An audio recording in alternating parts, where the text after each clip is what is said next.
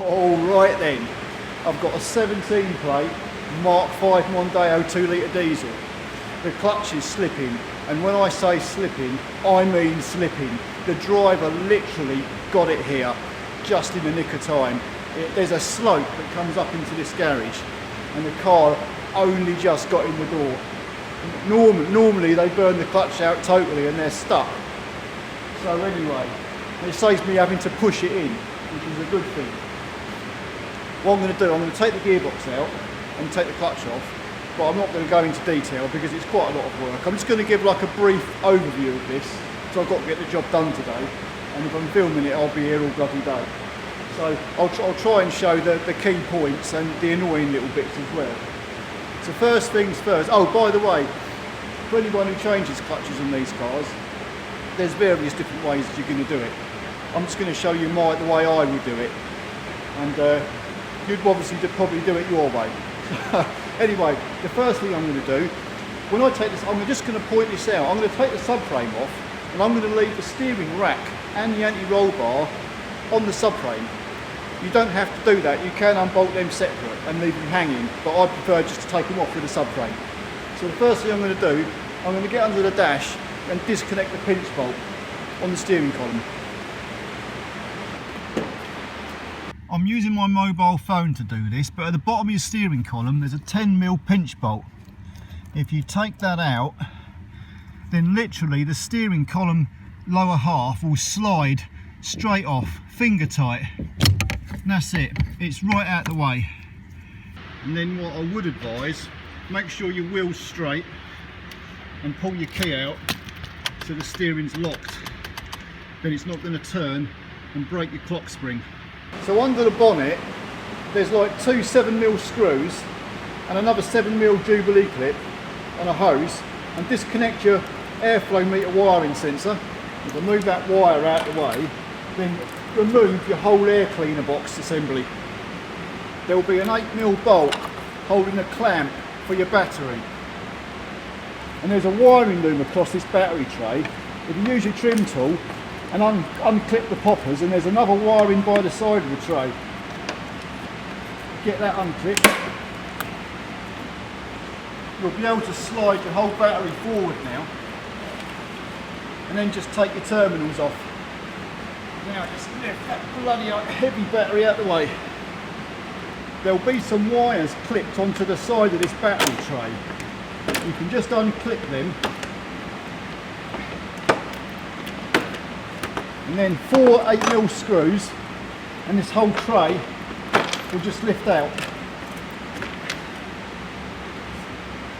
And unclip your reverse light wire and unclip it from the body of the gearbox. Your clutch hose goes into like a bracket. You want to pull that hose out of that bracket, and then there's two 10mm nut bolts down there. You want to take both these bolts out of the way. Then you can get this bracket out of the way. Turbo hose that goes onto a big plastic pipe which runs on top of the gearbox.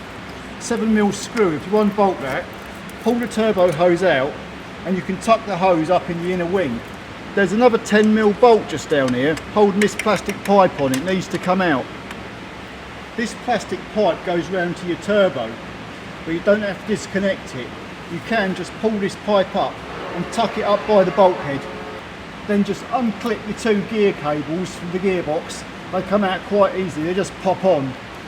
And then you can move both these gear cables up to this bulkhead as well, just tucked out the way nicely. There's a bracket down the top of the gearbox that holds your gear cables on. It's held on by two 10mm bolts. You need to take them two bolts out, then you can like slide this bracket up like that. It gives you access to one of the bolts that are holding the gearbox to the engine. Now you can use something like this to clamp your clutch hose so it doesn't leak when we disconnect it. The pipe going onto your clutch slave cylinder, there's a little clip there. You can just pop that off. You'll get a new clip with a new slave cylinder. Once that clips off, you can just give that a pull, and that'll come out. Then we'll just put this out of the way. There's a cap goes on a stud that's holding your starter motor on. you'll have to pop that out off so we can get this bolt out. There. Now we can take this bolt out. And there's a further 2 bolts, 13 mils, holding the top of your bell housing to your engine. Ooh-wee! Tell you what, it soon gets flipping warm in here. Yeah! Right, that's about it under the bonnet. Now I'm going to take it up in the air. You'll need to take the front wheels off. 32mm hub nut.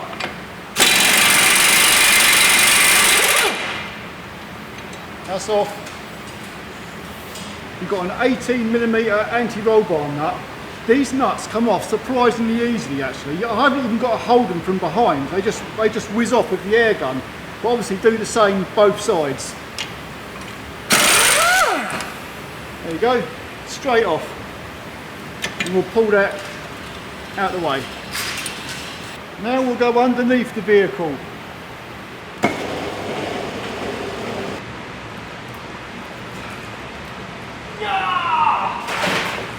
God damn it!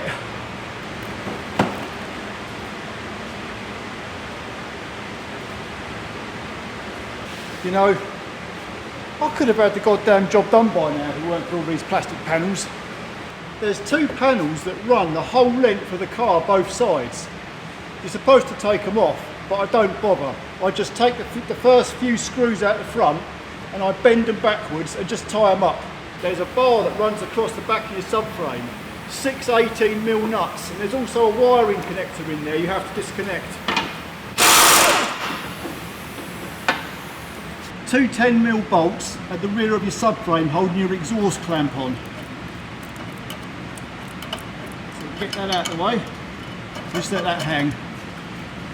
There's a 15mm bolt holding your rear gearbox mount onto the subframe. This bolt can be really tight coming out on the threads because usually there's a lot of Loctite on it. This one's been out before and it's been lubricated so it comes out quite easily now. But you could struggle quite a lot trying to get this bolt out.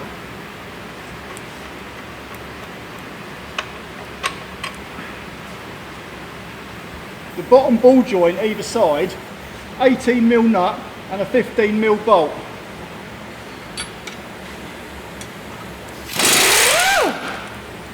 And that'll literally just slide out. The lower radiator hose is clipped into the front of your subframe. You need to unclip these. Normally with a trim tool, they'll just pop out. There's another fixing at the driver's side front of the subframe, holding a smaller hose on. You need to unclip that as well. You don't want to be taking the subframe off with any of these connected on.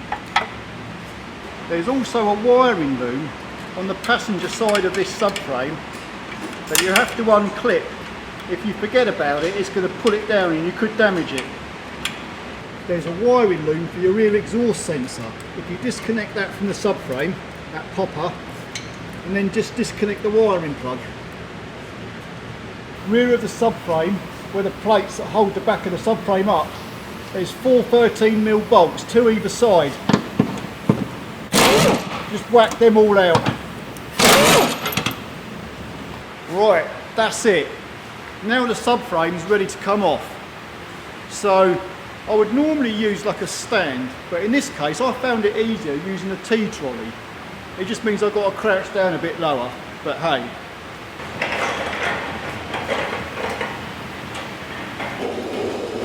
Now the subframe is resting on my T-trolley. There's 4 21mm bolts, 1 on each corner of the frame. I've got a 1 bolt.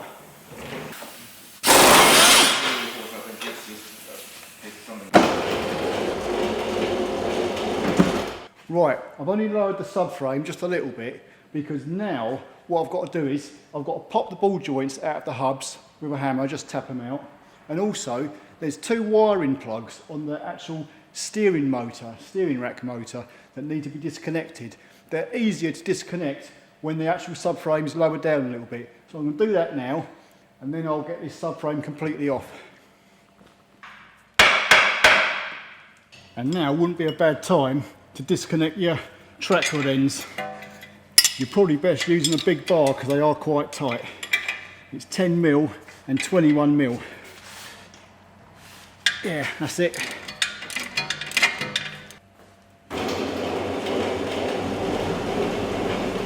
You see there's two plug connectors that have got to be disconnected from this motor, and they're easier when the actual frame's down a little bit. I just find it easier to leave the rack and the anti-roll bar on the frame. The bolts that actually hold this rack on are really flipping tight coming out the first time. So if you want to avoid all that hassle, leave it all on and drop it all down, and it actually goes right back into the car like a glove. There's a clamp on the offside drive shaft, like securing the centre of the drive shaft where the bearing is.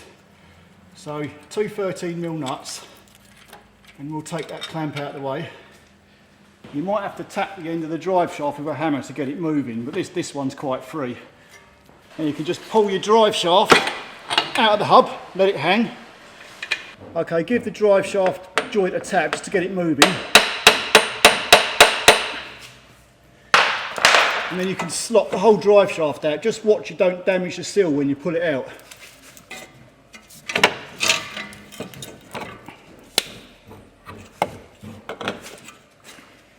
And I'll stuff a bit of rag in there so we don't get any oil spilling out of that hole.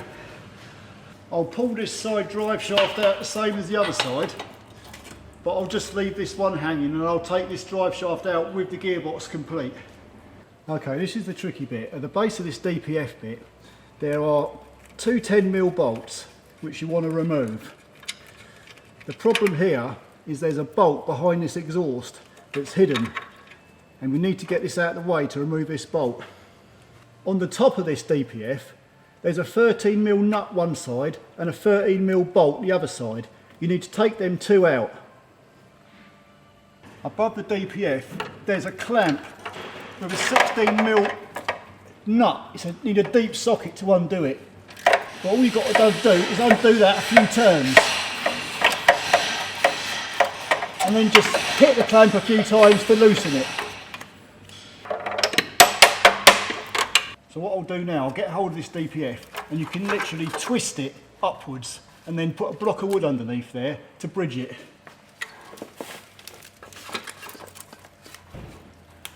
Like that.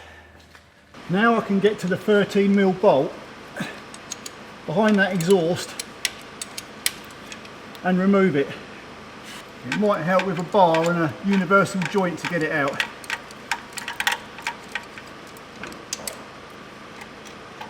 There. Bye bye. If it makes you sleep easier at night by putting that bolt back, then do so. I'm not bothered. I'm not putting it back. What I'll do right now, I'll bolt that DPF back up onto the engine, two 13mm, two 10mm and the 16mm clamp. Bolt them all up, job done. If that gearbox ever has to come out again, that's one bolt less you ain't got to worry about. It's just a stupid bolt in a stupid position, and it's quite a lot of work just to get it out. It's not going to make any difference either leaving it out. Okay, back on the phone again because we're in a really tight position. At the front of the gearbox, there's a little popper over like a stud with a 13mm earth strap just there. You need to take that 13mm out and move the earth strap out of the way. There's a 10mm holding this plastic clamp which holds your turbo hose. This needs to come off as well. And over here, there's another little, I think this is to do with your gear changes, this terminal block here. You just disconnect that wire from the sensor.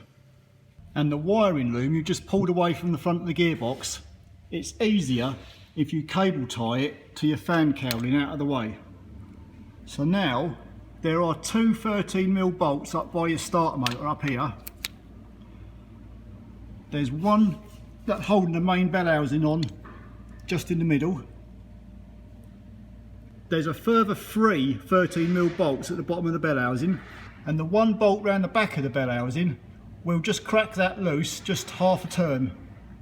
I'm going to stick a stand underneath the sump, just so I can hold the engine when the gearbox is actually out. So I'll position that under there. I know it's a plastic sump, but they are still pretty tough. And I'll position this to the bottom of the gearbox, and that'll hold it nice and secure to let the gearbox down.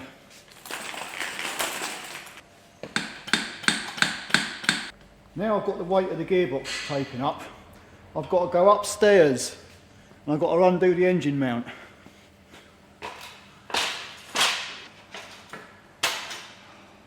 There's a 21mm nut I've got to undo to release that engine mount.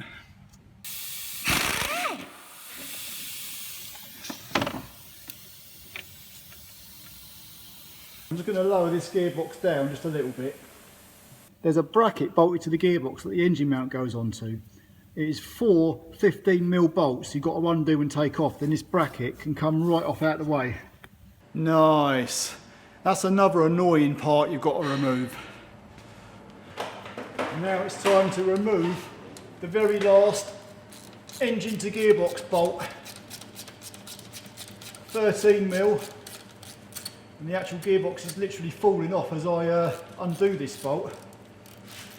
You see, if you get the engine balanced right on the stand and you get the gearbox secured properly on this stand, you can literally pull the gearbox straight out a little bit or off the flywheel, and then you can just let it straight down. There we go. Da da da! Wheel this out. Look at that. One gearbox removed. Splendid. The clutch pressure plate is just 6 Torx 40 screws. So I'm just gonna whack all these out and get the clutch off. Right, off you come. Give that a little bit of a prise. There we go. I think oh yeah, flipping heck. I think we can safely say that is right on the rivets. Yeah, that is well and truly done in. No wonder it was slipping. Before I finish up here, I just want to show you something. When these flywheels start to rattle, the actual two halves of the flywheel kind of overlap each other. So that the flywheel literally covers the bolts. So where the bolts go through there, this half of it covers the head of the bolt. And then you can't get the bolt out. You've got to try and prise this bit round. Or in the worst case, you've got to cut this entire centrepiece out. So when your flywheel starts rattling, it's not a good idea to leave it rattling for too long. Or this could be the result, and you'll probably get charged extra for actually trying to remove the flywheel in such a bad condition. The slave cylinder is just 3 8mm bolts. And my torch is dying, but that'll actually just slide straight off now. But actually, yeah, that's well worn. We'll take that off. Well, that's it. That's the gearbox removed. That's how I take them out. So now, I'm not going no further with the video. I'm going to put it back together because I've got to get this done today. There's one last thing I'm going to show you. On this subframe, when you do refit it, just remember, in the rear of the subframe, there's some holes where a pin goes through like that into your chassis to line the subframe up. So don't forget to do that, otherwise you could have steering problems. But there you go. That's the gearbox out.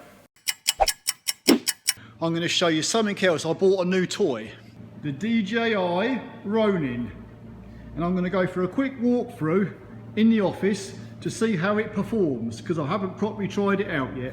Right, let's go. Let's go annoy the women in the office. Is it smooth? Is it?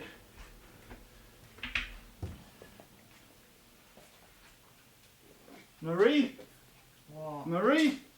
You want to talk about politics? No. Robert Mugabe? No. African dictators? No. How's your dinner, mate? Alright, I suppose. Okay. Nice seeing you. Let's go and bother Monica now. Monica! No. How you doing? Piss off. Are you all ready for Christmas? No. Are ya? No. Your hair's looking nice. Thanks. Head and shoulders. No. Hang on. Just a little bit of dandruff. So you're busy today, you got much on. Have you fixed that clutch yet? I was waiting for you to say something silly like that. I can take a hint. Anyway, phone's ringing again. Let's go for a quick scoot around, see how this does. You're supposed to walk heel to toe with something like this. Unfortunately, in these work boots, that's not really possible. But I'm going into like a faster sprint here. Woo! I think that's pretty smooth. It looks pretty good on this LCD screen. And I can do a selfie mode. Ta-da! Yeah, flipping heck. It spins round so you can see yourself. Right. So yeah, I'm gonna have to give this a proper try out later. See how it does. Hey Al, got a coffee? All right, Shane, I didn't see you come in the door. Oh, come on. Let's have a coffee, boy. I'd feckin' love a coffee. Let's get it started. White with 2 sugars, mate. White with 2 sugars. Consider it done, my boy. Consider it done. Thank you very much. You know, that Shane, he's a good guy. He's Scottish, but we call him Irish. The leprechaun. So that's it. Till the next time, see ya!